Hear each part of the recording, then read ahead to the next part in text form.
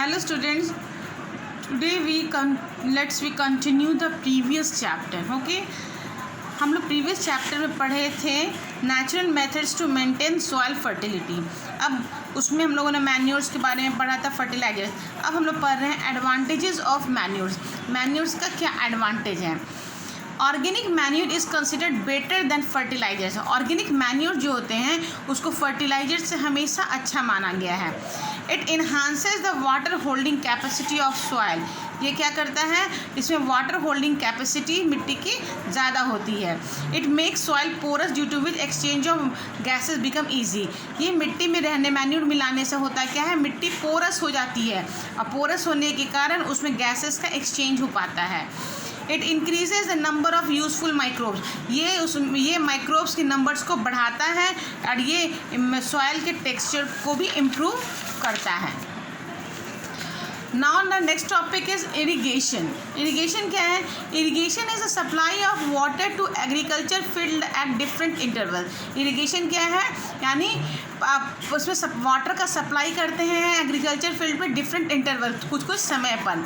Sufficient time supply of rain water is not always present, therefore it is required by the farmers to supply water to the field. Sufficient water जो होता है पानी का हमेशा available नहीं होता है किसानों के पास, इसलिए क्या करते हैं समय समय पर पानी धीरे धीरे डालते जाते हैं. तो इनको बहुत पानी की ज़रूरत पड़ती है. Some crops require more amount of water like paddy plants and some require lesser amount of water like wheat sometimes. तो कभी क्या होता है, कुछ ऐसी हमारे फसलें होती हैं जिसको पानी की बहुत ज़्यादा आवश्यकता होती है और कुछ ऐसी होती है जिसको कम आवश्यकता होती है. जैसे वीट ज़्यादा होती है जिसको वो हो गया पैडी यानी चावल वगैरह. Sometimes the requirement of water depends upon the time of soil. लेकिन कभी कभी ऐसा भी होता है मिट्टी के अवस्था के अनुसार पानी की आवश्यकता पड़ती है. Soil use for growing crops. A sandy soil require more water than clay. वहीं पर अगर सैंडी सॉइल हो गया तो उसमें बहुत ज़्यादा पानी की आवश्यकता होती है. वहीं पे क्ले सॉइल में पानी की आवश्यकता कम होती है. वहीं पे loamy soil requires moderate water due to its texture. वहीं पे लोमी सॉइल जो होता है वो मॉडरेट वाटर चाहिए होती है जिसके टेक्सचर के कारण. The crops grown in summer needs more water due to excess evaporation in comparison to crops grown in winter. वहीं पे जो क्रॉप्स समर में रोपे जाते हैं उसमें ज़्यादा पानी की ज़रूरत पड़ती है. रीज़न क्या है कि उस समय इवापोरेशन बहुत ज़्यादा होता है और वहीं पे इवापोरेशन कम होता है तो पानी की ज़्यादा आवश्यकता नहीं पड़ती. So we should consider other factors to while planning of irrigation. इसलिए यहाँ पे कुछ और फैक्टर्स बताए गए हैं. प्लानिंग करना पड़ता है पानी इरिगेशन के लिए. इरिगेशन की ज़रूरत क्यों पड़ती है. It is necessary to provide moisture to for the germination of seeds as seeds do not grow in dry seed. तो मिट्टी बीज को जर्मिनेशन करने के लिए मॉइस्ट करने के लिए इरिगेशन की ज़रूरत पड़ती है. अदरवाइज ड्राई सॉइल में कोई भी बीज जर्मिनेट नहीं करता है. It protect the crop from Frost and hot air current. ये साथ में क्रॉप्स को बचाती है हॉट हेयर करेंट. जो ये फसल उगती है तो धूप है, बहुत तेज़ आंधी चल रही है, गर्म हवाएं चल रही हैं तो उस हवा से बचाता है. It helps in absorption of nutrient by the plant from the soil. ये हेल्प करता है न्यूट्रिएंट्स को सॉइल में एब्जॉर्प्शन के लिए. प्लांट्स को सॉइल से अब्जॉर्ब. अगर प्लांट्स में हम लोग पानी डालेंगे तो सॉइल उसको होल्ड करके रखता है और प्लांट्स को जब पानी की ज़रूरत पड़ती है तो वो सॉइल से इस पानी को खींच लेता है. Irrigation depends on. इरिगेशन 3 चीज़ों पर डिपेंड होता है. पहला है टाइप ऑफ क्रॉप. बताया था क्रॉप यानी कि जैसे कि चावल की खेती है तो उसमें ज़्यादा पानी की ज़रूरत पड़ती है. गेहूँ की खेती है उसमें कम पानी की ज़रूरत पड़ती है. टाइप ऑफ सॉइल, अगर सैंडी सॉइल है तो ज़्यादा पानी ज़रूरत पड़ेगी. लोमी है तो कम पड़ेगी. क्लेई है तो अब बिल्कुल कम पड़ेगी. वहीं सीज़न के अनुसार अगर समर का सीज़न है तो वहाँ ज़्यादा इवापोरेशन होगा और विंटर सीज़न है तो वहाँ इवापोरेशन कम होगा. ठीक है. अब देखते हैं सोर्सेस ऑफ इरिगेशन. इरिगेशन जो किया जाता है उसके सोर्सेस क्या हैं. Each crop needs specific quantity of water at various stages of growth and fruiting from sources like wells, ponds, lakes, rivers, dams and canals. Source of irrigation यानी irrigation जो करते हैं उसके सोर्सेस क्या हैं, कहाँ से वो पानी हम लोग लाते हैं. यहाँ पे बताया गया है। तो किसके सोर्सेज क्या हैं? आपके वेल्स हैं, ट्यूबवेल्स हैं, पॉन्ड्स हैं, लेक्स हैं, रिवर्स हैं, डैम्स हैं, कैनल्स हैं, ये सब क्या है? Sources. These are the sources for irrigation. Okay, next topic है ट्रेडिशनल मेथड फॉर ऑफ और इरिगेशन। हमारे यहाँ बहुत ट्रेडिशनल मेथड्स भी अभी तक अपनाए जाते हैं इरिगेशन के लिए। The various traditional method of drawing water out from wells, lakes and canals were moat, chain pump, ढेलकी एंड राहत। हमारे यहाँ बहुत सारे मेथड्स अपनाए जाते हैं पानी को ड्रॉ करने के लिए, जैसे कुएं से, लेक से, कैनल से, वेयर मोट पुली सिस्टम के द्वारा, चेन डंप से, ढेलकी के द्वारा, राहत के द्वारा। ठीक है, कैटल और human labour is use to this method. ये सब मेथड करता कौन है? कैटल के द्वारा करवाया जाता है, या इंसान ह्यूमन बींग्स रोज खुद अपने आप करते हैं। This methods are cheaper but less efficient. ये चीपर है और लेस इफ़िशिएंट है, इसमें कम इफ़िशिएंट लगता है। ठीक है, pumps are commonly use for lifting water. वही पम्प्स क्या होता है? वो यूज़ किया जाता है वाटर को लिफ्ट करने के लिए।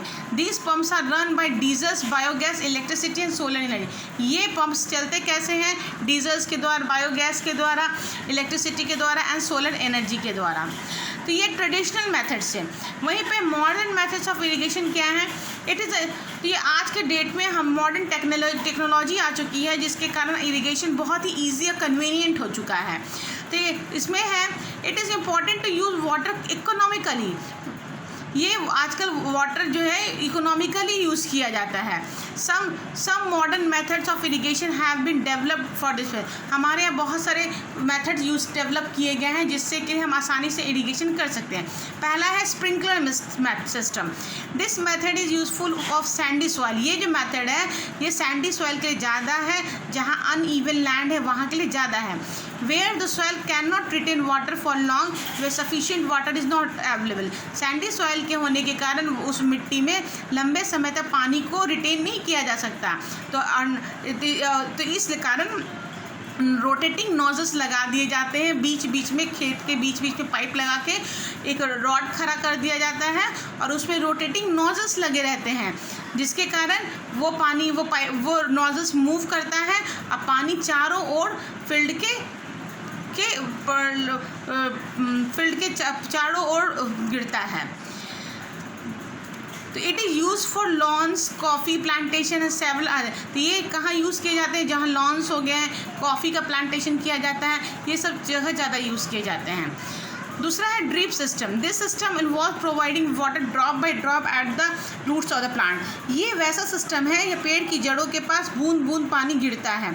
जहाँ पे पानी की ज़्यादा भरपाई नहीं है, पानी की ज़्यादा मात्रा अवेलेबल नहीं है, वहाँ पे ये मेथड किया जाता है। This system is practised in region where water availability is less. However this method is very expensive. It is the best technique of water, fruit plant, garden and tree. ये method बहुत ही अच्छा method है, लेकिन ये बहुत ही expensive है। ये पूरे खेत में पतली पतली पाइप रन करवाई जाती है और पाइप में होल्स होते हैं जिससे पेड़ की जड़ों में पानी बूंद बूंद टपकता रहता है। इसमें पानी का वेस्टेज भी नहीं होता, but it is very expensive.